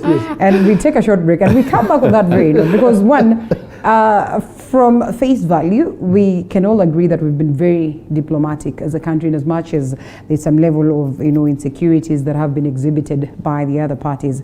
They probably do not trust us. That is evident. It's true. But equally, how they have treated some people in Kenya, you've seen, how they decided that they're not going to give them work permits and the complaints that those are the things we want to end. So now this is the question: what makes you think then Kenya will trust Tanzania? So the first ministry, if I were president in this country, the ministry that would get maybe 40% of the budget or 30% of the budget would be East African. Yes. Hold it right there. We're taking a short break and then we're coming back on that. Correct. Yes, because that is the future.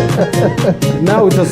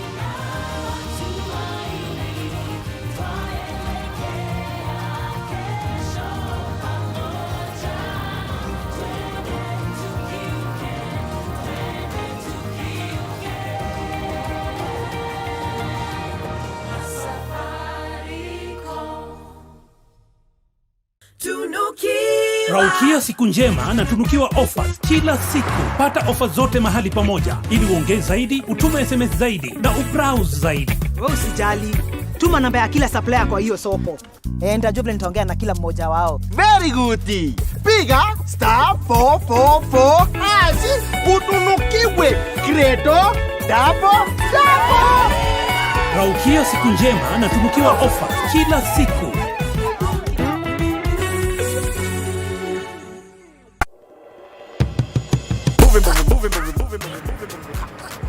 Oh, hi. It's not what you're thinking. It's a cup of coffee. Coffee, movie. Together, Coffee with Movie. Every Sunday, 8 p.m. on TV 47, where we bring you interesting, enticing people. Well, we've concentrated on musicians. Yeah. Producers. So now I manage because telemanagement and events management, I think, was my passion. Right about now, we want to go beyond to the counties and to other countries. I'll see you. Let the sun stand still like Joshua time for 3 hours, but this time for only 1 hour. We bring you Coffee with Movie. Interesting, enticing guests. I'll see you.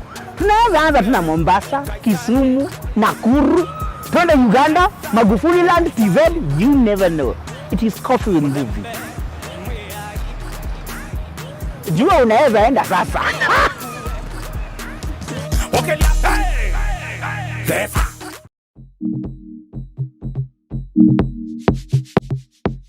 Before the markets open, farmers begin their day, each with the desire to produce the best. But how can they increase the numbers, maintain the standards, Aito ile garlic inafaa itoi, that standard garlic. reduce the cost, We spread our risk. and yet remain the best? Kilimo Diaries, every Sunday when the clock hits 7:30 p.m.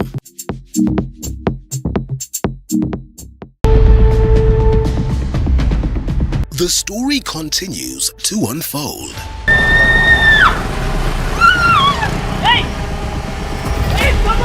The race to win Abel's heart continues. Huyo mwanamke ataniona. Abel is my mwanamke mgani? Ni nani huyo na nini mbaya? The betrayal. Manze chinja huwa hakuna blanda. Sasa ni huyu yule madam pale hivi. Sasa And the secrets. Jenny, si nikwambia napenda Abel. Nampenda tena sana. Nashindwa venye nitaanza. Lakini nashindwa nitaanza aje. Usichekeshe. Plan ya siri every Saturday at 8 p.m. Did you know that your business keeps our economy running? You need the skill, not the papers.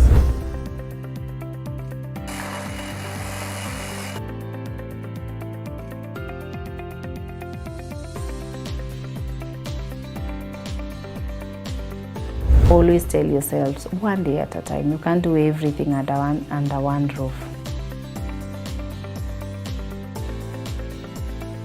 Over time, I've had to realize that good things take time. The Grind, every Monday at 7:30 p.m. As the country gears up for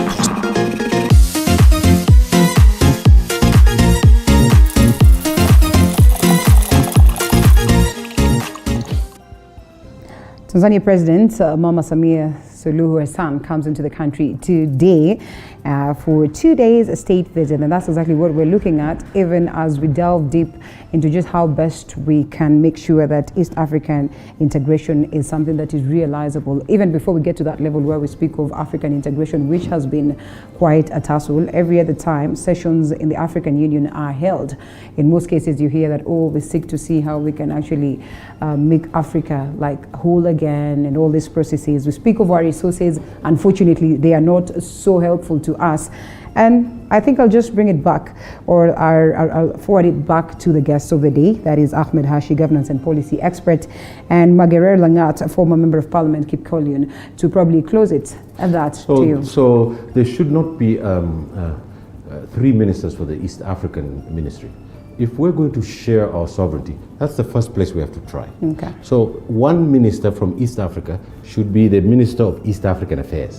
He could be a Ugandan, he could be Kenyan, he could be South Sudan, and he's got to have the sovereignty to run that ministry on the interest of East Africa. Okay?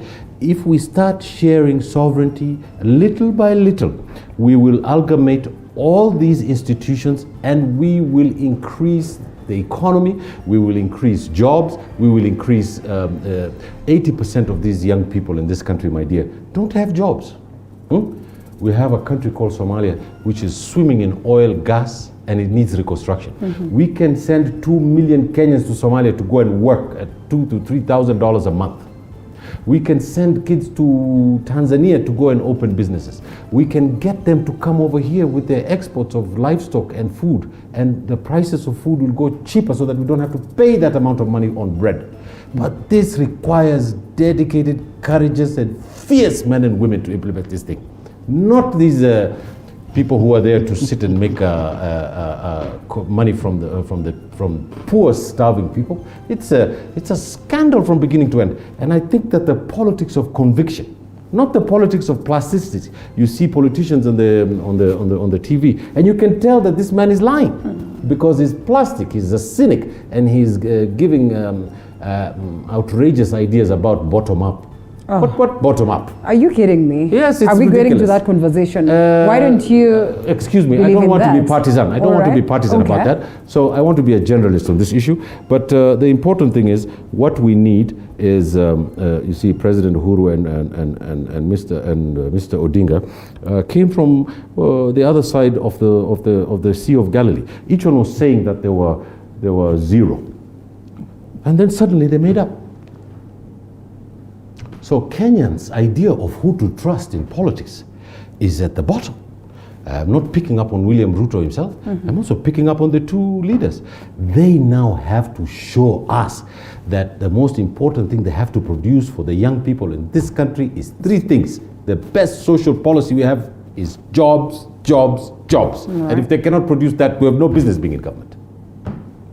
Honorable Magere.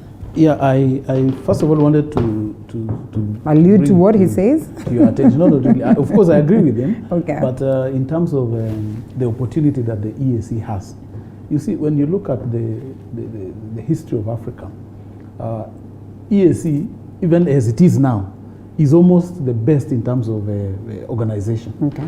Because they have a standing secretariat that intends to integrate. So the EAC Secretariat, which sits in Arusha, is a clear manifestation that they are willing to move. Now we need to move into the second thing that he talked about. I mean, if we're talking about integration, the political integration and all that, then we begin from where we are.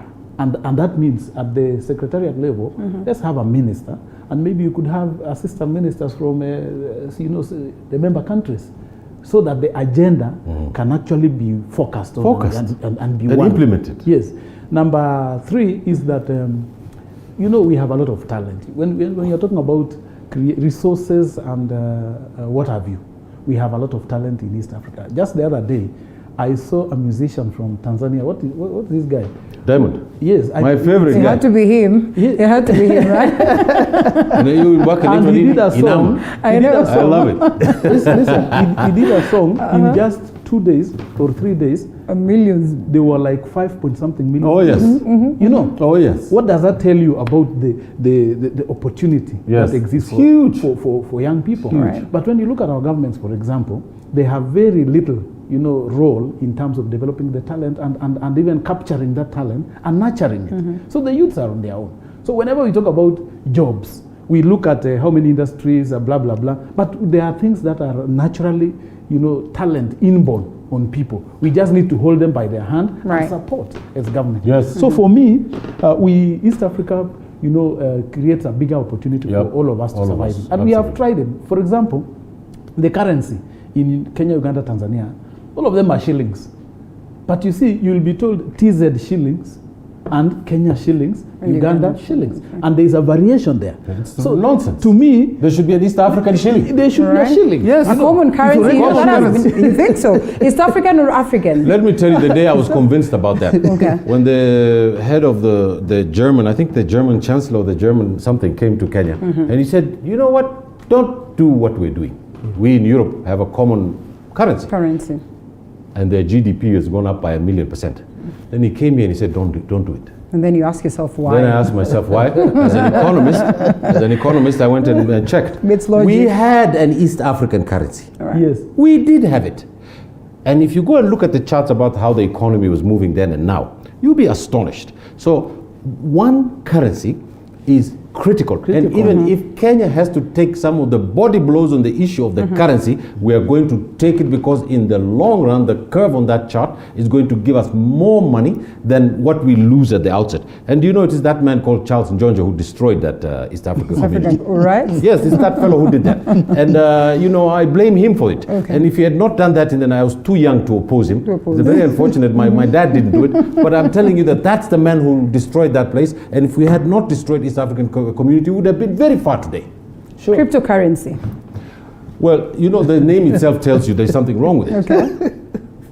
I don't believe in it. You don't believe in it? Probably that's where the world is headed, and therefore maybe the world is we'll headed. quash all these conversations of us having, having a current we have currency. to get the essentials right. Come on. We don't have the essentials of Main Street right. The guy, the shopkeeper in my mother's place in South Sea should be able to bank at equity and get some money from that place and be given 40 to 50 to 60% the worth of the goods in her shop for her to invest in that place. And the one group of people that we need to give money, and I don't understand why we don't have an East African bank, is women. Okay. Because if we empower women, if we give them money and they open their dukas, go to Isli and see the amount of Somali women who are making money there. Yes. All the shops are being manned by women. If we give them this market, if we give women power, money, they'll bring up these families, and the basis of our society is a family. And if we bring up the family properly, they can go to school, to a proper school. We get a good health. They go to we will have a region and a nation that works. We want things that work. Otherwise, these kids that teenagers are going to overthrow the government when they grow up. Because they've got nothing to eat. You talked about honesty in terms of, as part of the ethos you talked about. It's only in Kenya, and in women particularly, if you went to a market or any place and leave your change, they'll keep it for you. They will keep it for you. They will keep it for you. So perhaps we really need to open up more spaces for women and fight this tenderpreneuring. I think there is a new concept in Kenya called tenderpreneuring, which we really need to revise. You can imagine the issue that is of national importance right now. If you can remember the KEMSA. And somebody is called and he says, I was just walking around and I heard some noise, and when, going to check there, I got a tender of 4B.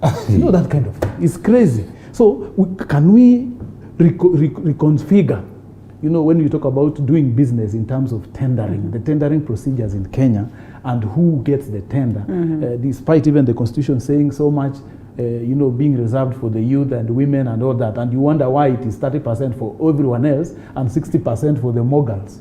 They say 30% for youth, women, and disabled. Yes. 30%. Right. 70%, who takes the 70%? Okay.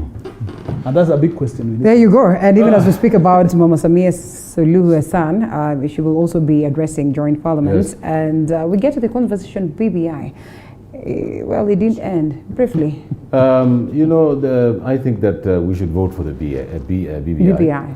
And the referendum question is coming. I think that the parliament is going to pass it. There's no question about it. But the National Assembly is good that the National Assembly is debating that thing. If they say they gave 2 million shillings to the county people to pass it, then it is in their moral suicide. It's their problem. When they go before their creator, they will have to produce those 2 million shillings.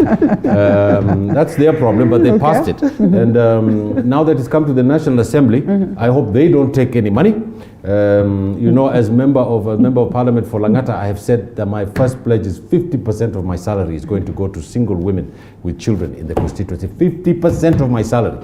So that they don't think I'm going to the National Assembly to go and look for money. Even in Somalia, I can go and make money in this town. Right. I'm not interested in taking the people's money. We want to bring change where my mother lives. My mother does not get water in South Sea. She bought an apartment for 20 million shillings. But her children bought it for her. Sometimes she doesn't get water. The garbage system is not working. Right. The kiosks are all over the place. You know what they want to do? They want to turn South Sea into another Isli. I'm not going to allow that as a member of parliament, and they're from my community. I'm going to put a stop to it. So we need this politics of conviction, madam. If we don't have politics of conviction in this country, and we do not speak our mind, and we do not try and do the right thing by this country, then we will be failing in our own way. All right, Honorable Magerere, I hope you also pull your campaign here. So right after this, I'll be sending my invoice, you know? At least the station needs to benefit from these campaigns that we're holding here. If you really know me in terms of campaigns, I look at it differently. But on BBI issue, allow me to say that, you know, there are many issues coming up. It's not the time, you know. That is what has really caught my attention. Right. People who are anti are saying it's not yet time. I mean, we have pandemic, we have economy, we have all those things. So you can read the ingenuity in their eyes when they say that it's not the time. And the Constitution in 2010, when we passed it, we gave ourselves, the right to amend the Constitution anytime. I don't think we say it when there is no pandemic or when there is no election or what. It's any time. Article 256 and 257 of the Constitution clearly states how we may want to change the Constitution. And I believe BBI is anchored on 257. So now that we have moved this process and we have our leaders, you know, the leader of Jubilee and the leader of opposition, I would say, came together and agreed. What else do we really have as a populace? Okay. We need to agree to what our leaders are talking about, and we stop this, the campaign that is made to look like when you bring back executive into parliament, you are creating spaces for people, or when you expand executive, you are creating spaces for people. I mean, Kenya is such a, is a big country. We could be able to do more when we are many, than when you are a single person. Yes. A single or two people creates a dictatorship. So we want a bigger number of people sharing the responsibilities so that they can be able to focus and things like that. And the danger that Majmu has actually well spoken is that we don't want to isolate anyone. Yes. The politics of isolation is what we are running away from. So I don't want the 80% of the country to be identified with BBI. And then the Kales here in Rift Valley are not part of the deal. We don't want that. We want, if we are going to be, we've got to be honest about our politics. William Ruto may be a kingpin in the region, so is everybody else who's a kingpin in the other regions. Yeah. But we have to speak directly to the people in their individual capacities and say, you are going to get 35% increase in your counties. It's going to make a huge difference. And these people who are lying about there's no money to give the 35%, there's an outright lie. Mr. Magerere knows that. Everybody knows about it. The 35% is going to come. The counties have been given the right to go and borrow. Yes. Do you know that? I know. The counties now can go to Dubai Bank in the Gulf and say, I'm going to go and borrow this and I want to do this. We have to give these people independence. But the government of the people, by the people and for the people has to supervise these things. Because we know that the menace of corruption, my dear, if there's anything that is killing us, is that corruption. If that corruption is not stopped. That corruption is not stopped. And by the way, last point, I want to say something about President Kenyatta and the Ministry of Lands.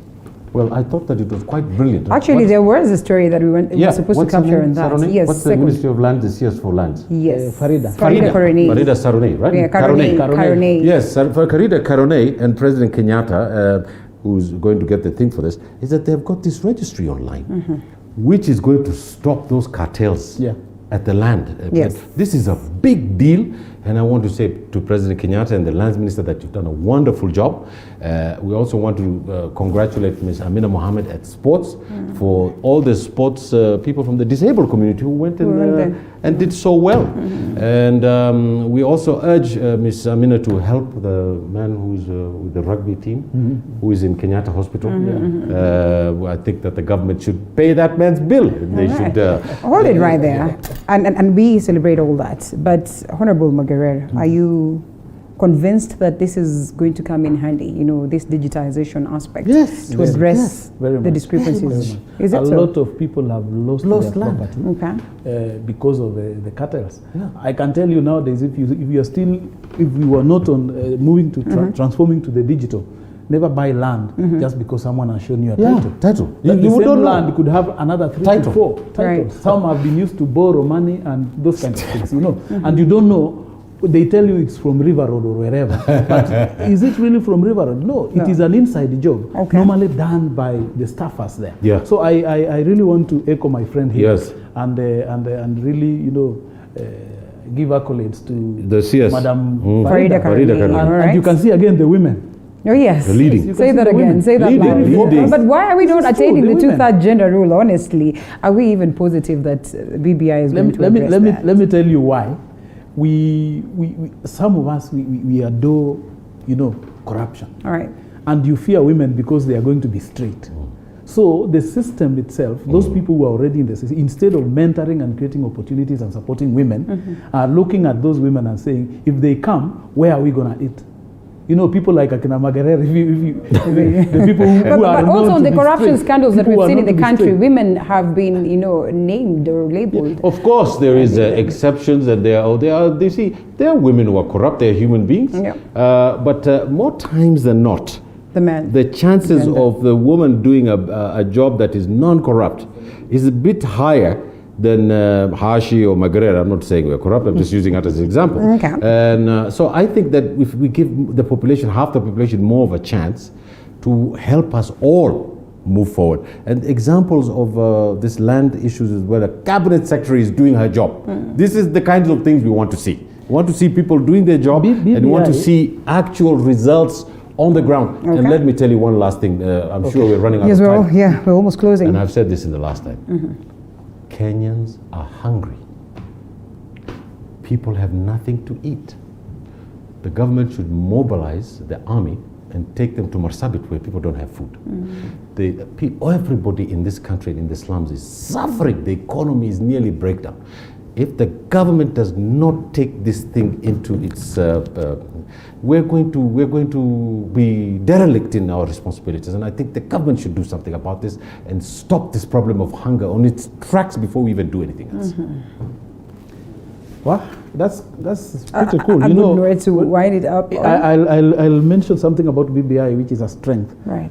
If you look at the Senate, the proposed Senate composition in the BBI, it's giving women 50-50 control of the Senate. And again, the Senate is now being elevated into the upper house. So we expect some crucial decisions that are going to be made. Yeah. The current situation is that the women in Senate are there courtesy of just a fill-up on the issue of gender, and they do not have a voting power. So going forward, we are going to have women senators who have a voting power. And for me, that's a big thing. They can be able to influence a number of things. All you need to do is just to get one or two fellows on the other side, and you take the majority. Right. And probably I trust the women more in terms of taking care of the community. And of course, the issue of current situation now, hunger, it's true. Where I come from, we've just planted. It's a planting season. Yeah. The rains are not they are not stable yet. But of course, there is no food. People have sold everything because of this pandemic. You are trying to survive. So people are now resorting into selling pieces of land because they have no other thing to sell. So what my friend is saying, government should really look into it. They should pay a lot of attention to those pockets of the communities. Because other than a few of us who are, a little bit endowed, the majority of Kenyans don't have anything to That's true. at their disposal. Gentlemen, I am tempted to say that this was my favorite panel because, they're so huge on empowering the women, but I'll not say it all the same because I'm not allowed to say that. Ahmed Hashi, Governance and Policy Expert, Magerere Langat, former Member of Parliament, Kip Colion. Thank you so much. Thank you so much. We're lovely to be here. You have worn like 3 faces on this set today. Plus my hat. You're right. Is there something kids, hiding? Is there something you're hiding? My children, my kids, my daughters are going to be very happy with my hat. They're going to call me, so that's the trick I'm playing on them. All right. Well, I hope it works for you. All right. Thank you so much. And I'm told that the memo was well received with the pink. Asanteni sana. Momingala. Momingala. That is how they say it. Yes, All right. Asante sana. Thank you. After this break, we are talking matters turnover tax or business by KCK. So make sure that you keep it right here. Thank you. Perfect.